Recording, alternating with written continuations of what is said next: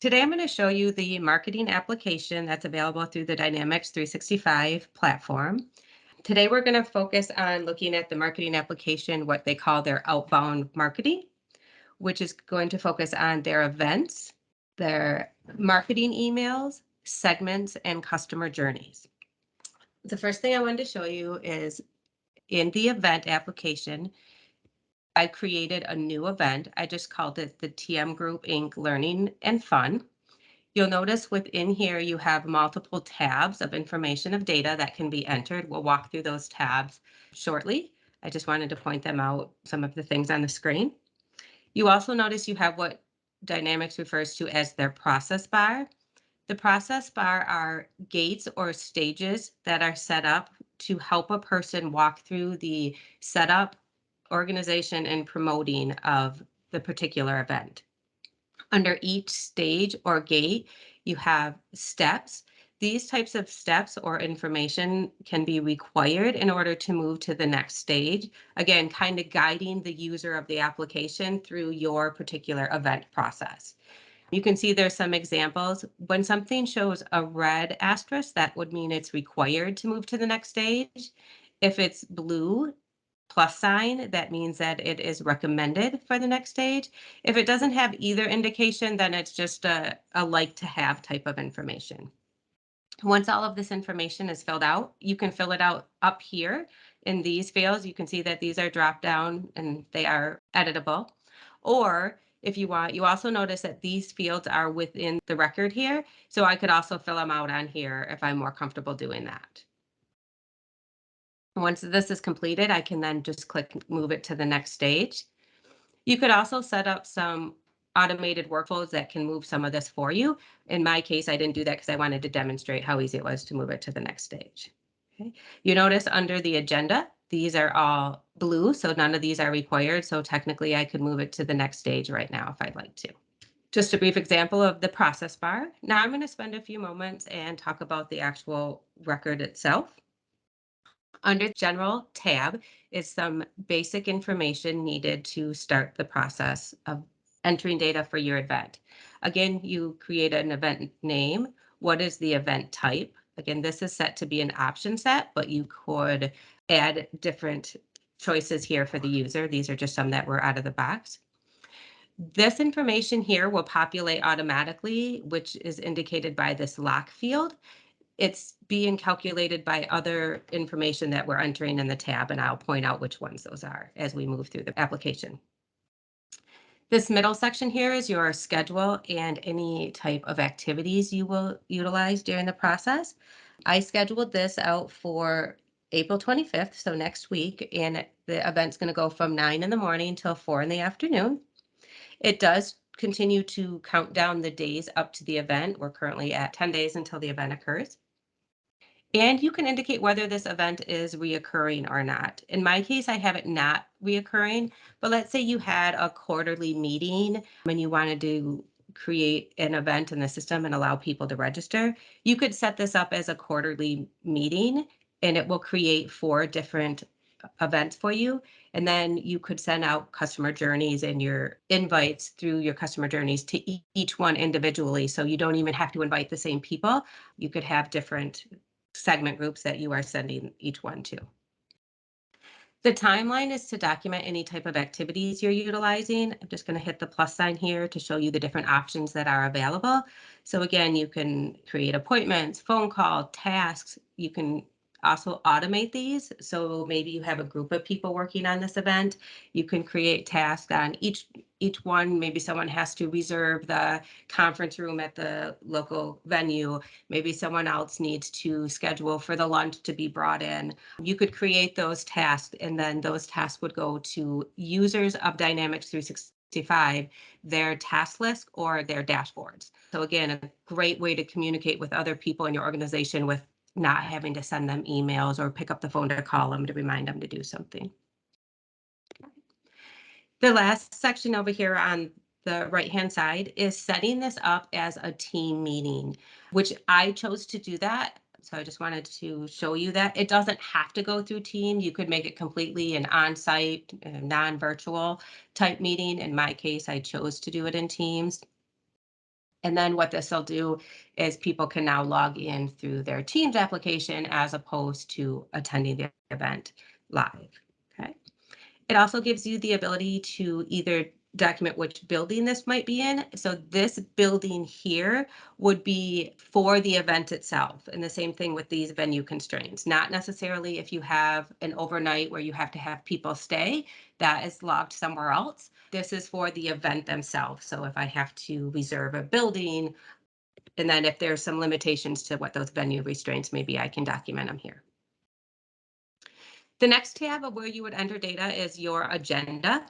What's great about Dynamics 365 is your agenda could be just book the whole day. So maybe if you're doing a management meeting or something that takes 4 or 5 hours, it's just one agenda. Or as you can see, what I've done here is I broke this into segments. So over my day period, we're going to do a couple different things. We're going to have a greeting. We're going to have some Dynamics 365 discussion. Then we're going to provide lunch, another Dynamics discussion with a closing.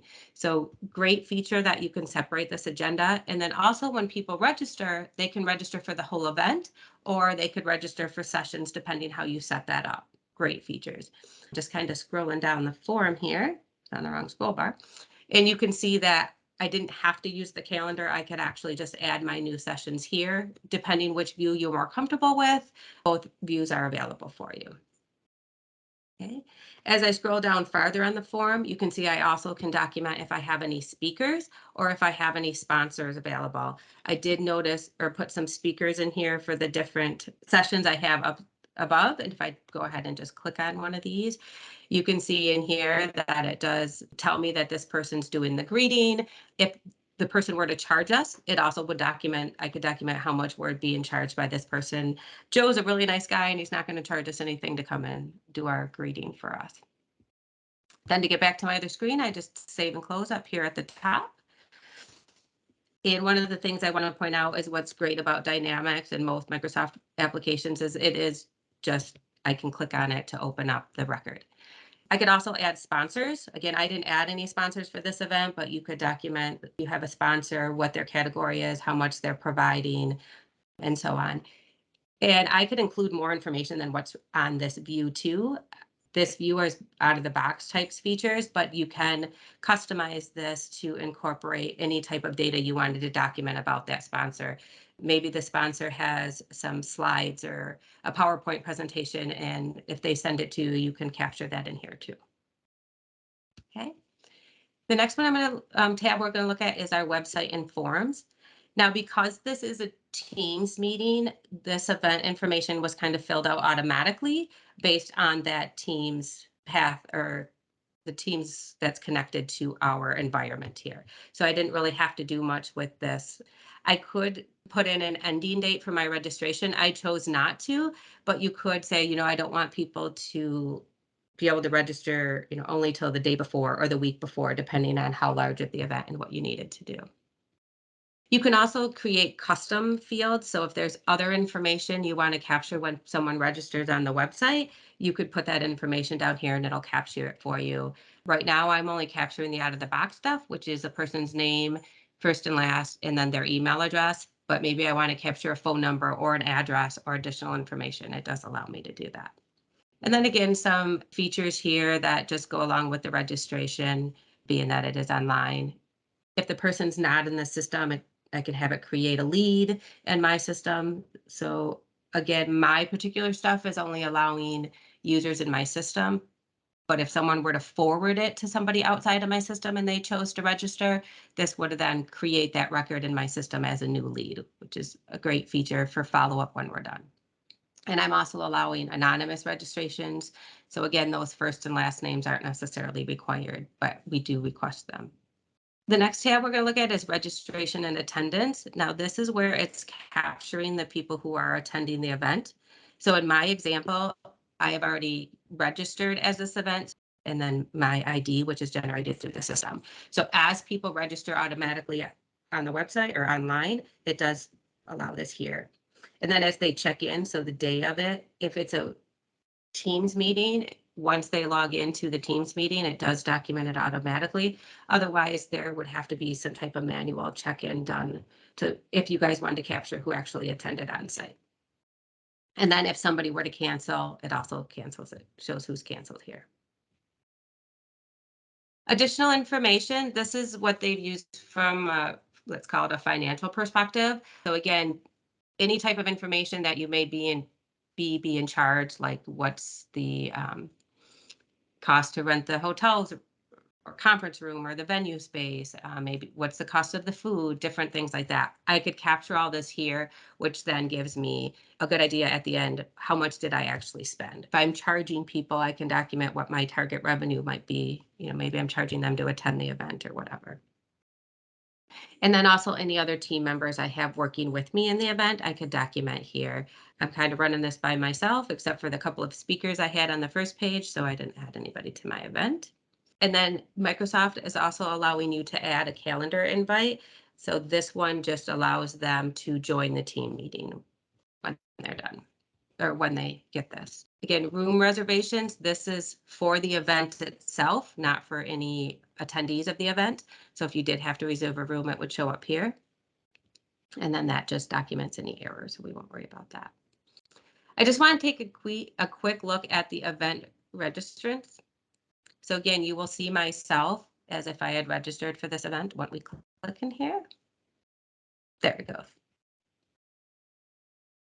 This is the event registration for Janelle Kukla. You can see it gives her ID. It tells me what the date is. So it's allowing me to track this. Again, if I had Janelle company's information, I could associate that down here.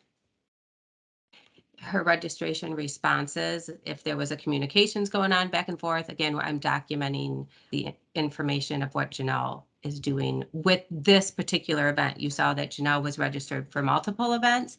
So this is just for this particular event. You can also notice that here is where you would document any type of hotel room reservations that she might need if we were providing that for them. So that's kind of an overview of the event entity. Once the event information is all documented and you've gone through the proper process bar, you can go ahead and you can make the event go live. In order to utilize this event in your marketing emails, in your customer journeys, it does need to be a live event, but you can kind of create those emails and journeys as drafts. And then once everything is documented, you could then make this go live. Once it is live, I can edit it by utilizing the stop button up here. I hit the stop button, I make my edits and changes, and then I save it and it can go live again. So again, it doesn't stop you from making edits, but if it's not live, it will stop you from utilizing it in other features of the application. The next piece I'm going to take a look at is our marketing emails. So under the marketing emails for this event, I created 3 different types of emails. One's kind of the save the date email. The other one is if you didn't register for the first one, we're going to send you a second reminder to register. So again, it's just a, hey, don't forget about this, please register, and then a follow-up thank you email. I'm going to just open up one of these. Let's open up the main register one. So again, if you utilize any type of email applications, this will look very similar. It is drag and drop, which is a really nice feature. And then it does allow you to personalize these by adding your own logos. And once this all loads, you will see that. So it gives you the ability to incorporate your own information. You can do logos, you can hook it up to like a web resource or a URL. So a bunch of different features here. But I just kind of wanted to show you briefly what one looks like. I will go in and create a new one from scratch. It'll be a brief one, just from time constraints, but I did want to show you what a final one would look like. So let's jump back out to our marketing email list to create a new one. So again, I'm going to use my new function up here up at the top. Now within Dynamics, they do have what they call templates. I'm going to select a template just for simplicity's sakes, but I'm going to edit the template a little bit. But you do not have to utilize templates. You could just start from scratch if you wanted to. You can also create your own templates. So maybe you have a newsletter that goes out weekly. like a lot of the features on there are the same, like your logo and links to your websites and things like that. You can create the template and then allow yourself or other users just to change the monthly stuff that changes. Okay. In my example, I will go ahead and use this newsletter one just because it's up here at the top. And so I just clicked on it to get a visual of it. You can see that there's 25 up here to go through. If I were to hit next, I could see them all. But in my example, I'm just going to go ahead and hit select template. I could have also just checked the box and then brought it in that way. So once I have my template, the first thing up here is asking me what my subject is. You can see that the subject says add a subject is blank. And as I click within here, on the right-hand side, it gives me the ability to enter the information. So I'm just going to put newsletter demo. And I could also add some additional information here. It also gives me the ability to enter my send settings.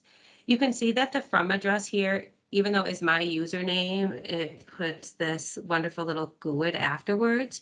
And it does that based on what exchanges I have authenticated. So in my case, I'm using the out-of-box authentication, so that's why I'm getting this funky GUID. But you can authenticate your own domains from your own email address. So for our example with the TM group, I could have authenticated tmgroupinc.com, and then I could change it so it would look a little bit nicer coming into people's email. And then obviously, what's the from name?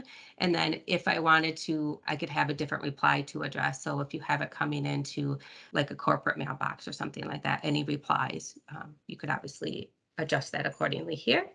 And then you can enter in your company address, which fills in on the bottom of any of the marketing emails. And you can see that's editable here. Okay. To add an image from here, I can just go ahead and I can choose an image that's already in my library by clicking it here. So I'm going to go ahead and browse my library. If there's something that's not in your library, you simply just add it to your library to select it. So I'm just going to go ahead and add our logo. You can see how easy this is. There it goes. If I want to add a different element, you can see I have elements over here that I can add. And again, I just click on it and drag it over to where I want to put it and drop it in there. And then obviously continue through the process. I'm going to go ahead and delete that. Okay. I can also, like this is a date field. I can also add different text fields over here if I wanted to do text field. Once I'm in a field, you can see that I can adjust the fonts and the size and bold, different things like that. Like I said, if you probably more familiar from using any type of marketing email application, this is probably very similar to what you're used to. You can also view it in HTML. So once I click on that, this will give me the HTML. If you're more comfortable editing it through that process, it does give you the ability to do that here. You can also do a test send. So again, once you have it to the way you want to see it, you can also do a test send here, and that gives you the ability to send it to a select few users to verify your layout and that things look the way you want it to look. So I'm going to move from the marketing emails, and we're going to take a couple minutes and we're going to talk about segments. And I'm just going to discard this. So a segment is how you can segment your data in order to select who you're going to maybe send that marketing email to, the people you want to invite to your events, and so on and so forth. So one thing that Dynamics allows you to do is you can choose your segments based on field within the record. It does allow you to do segments for both contacts and leads. This example, I'm doing contacts, and I only wanted to pull myself. So I said that the contact is equal, the email is equal to my email address. So this is live. So in order to make a change to it, again, this is a live because I was using it in my things. So it's asking me if I want to edit it, and I'm saying yes. So I'm going to change this from just being the contact of email. And it's telling me that it's being used in this journey, so that's fine. So instead of email, I want to change this to job title. And I want to say that the job title, instead of that person's name, is owner. So once I do that, I can go ahead and hit save.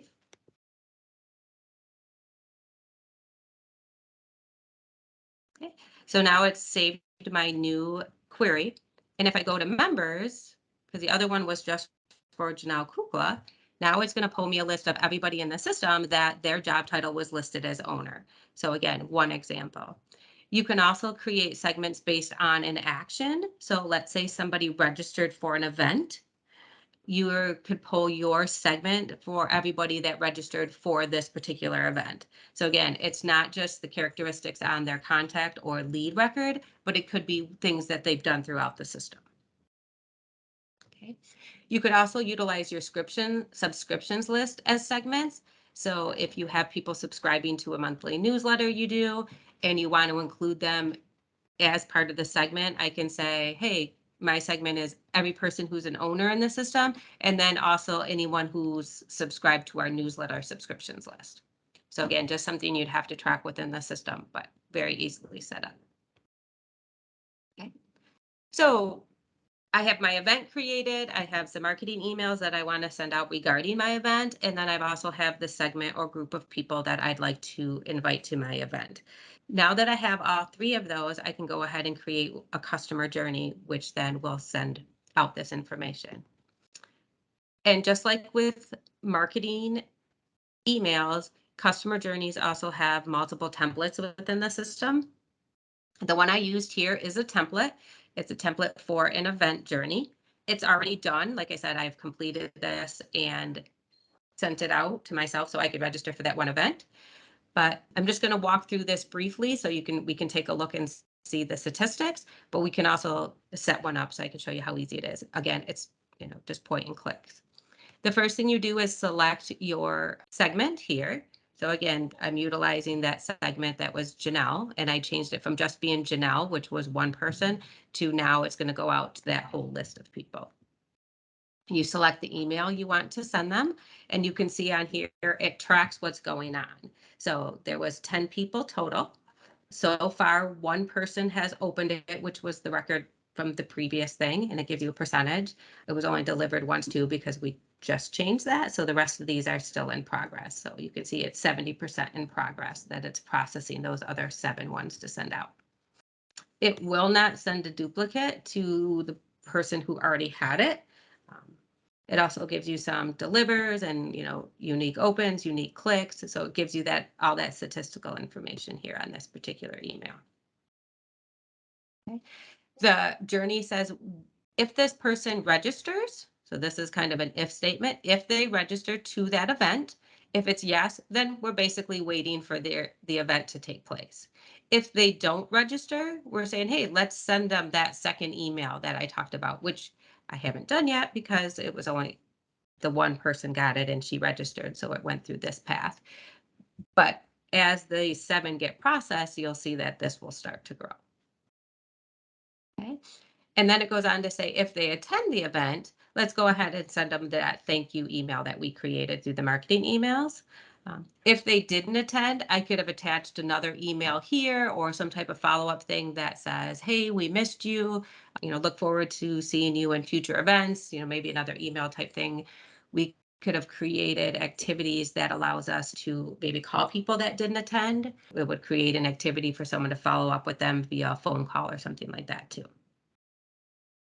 So that's the customer journey process that is live. And again, I wanted to show you a live one because of to see some of the results or how it documents what's the process and what it's going through. If you want to quickly, I can show you a new one. So go ahead and click new.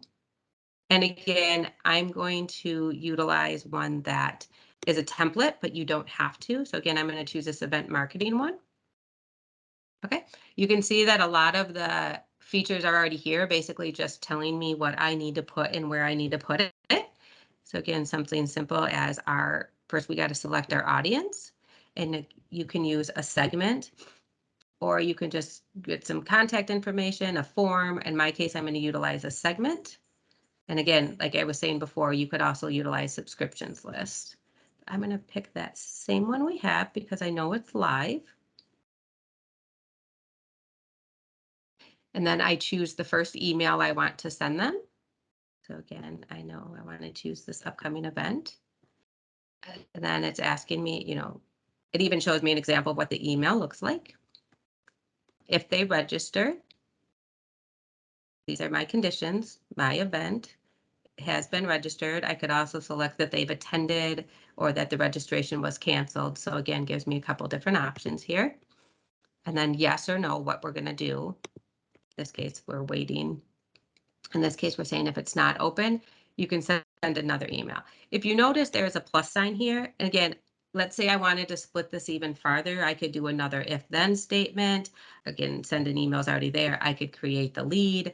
But again, it gives you quite a few options here that allows you to adjust a template journey. So again, you don't have to follow it specifically. I can utilize parts of the features and then adjust it accordingly as I see fit. I'm not going to go through and fill this whole thing out just because that's what the other one was utilized for, but I just wanted to point out how easy it is to go ahead and select these by just you clicking on them, and it tells you basically right here what you need to do. The one thing I will point out is, again, in this list, it's only information that is live. So in this list, it's only events that are live. In the email, it's only the emails that are live. So if they're still in that draft mode, they won't show up in your list. And that's sometimes people will question that, but it's to make sure everything is finalized before it starts going to your end user. Okay. So the features that we talked about here are in the Dynamics 365 marketing application. They're outbound marketing. They also have available what's called real-time marketing. Real-time marketing is utilized to do stuff on more of an immediate basis. So if you wanted to text somebody, it allows for texting, push notifications, and instant emails. Again, not something we're sending out as part of an event invitation or monthly newsletter, but more instantaneous. We're not going to necessarily go through this demonstration. I just wanted to point out the difference between what they call outbound marketing, which is your events, your monthly newsletters, things like that, and they do have the real-time marketing functionality available. If you have any questions regarding the TM group or the Dynamics 365 marketing application, please visit our website and submit your questions through there.